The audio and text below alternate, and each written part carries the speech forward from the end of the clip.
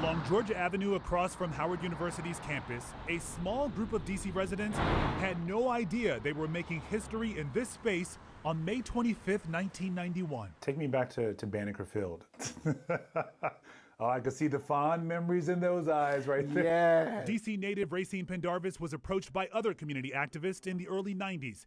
They had an idea, Black Pride in Shaw at Banneker Field. No one knew exactly what Black Pride was going to be like. They was like, what? What is Black Pride? What is that?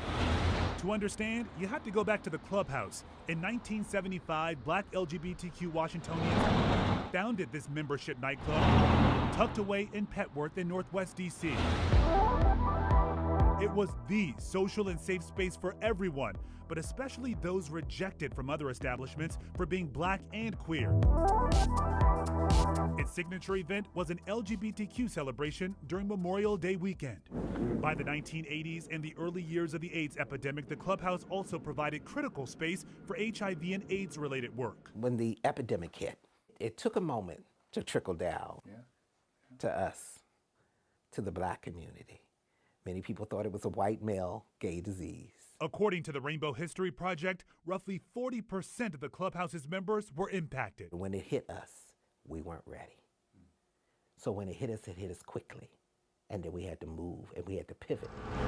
With dwindling membership, the clubhouse closed in 1990, but community activists knew there was still a lot of work to do and they needed a safe space before the next year. Back in 91, I mean, the city was still different. Ooh, we were forging a path for all of us to be free.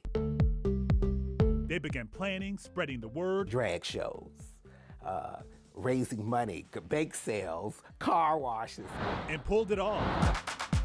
One of the earliest Black gay pride events in the U.S. held on Memorial Day weekend when the clubhouse typically held its signature LGBTQ event.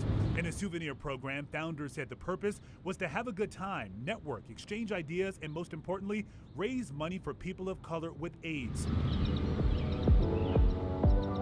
Pendarvis stood on stage in awe as more than 800 people arrived. All shades of Blackness, all shades of queerness, and just seeing it, standing on the field in tears. And I knew at that moment what we were doing was not in vain.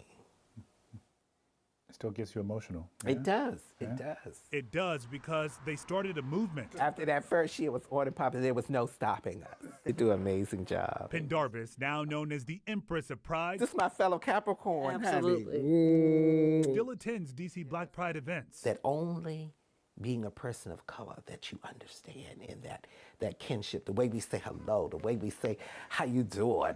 You know, what's the tea? And it feels like family. Just like the first event more than 3 decades ago, Pendarvis is still beaming with pride. I'm grateful. I'm grateful that the bricks and the bottles and the name calling and the heartbreaks were all worth it.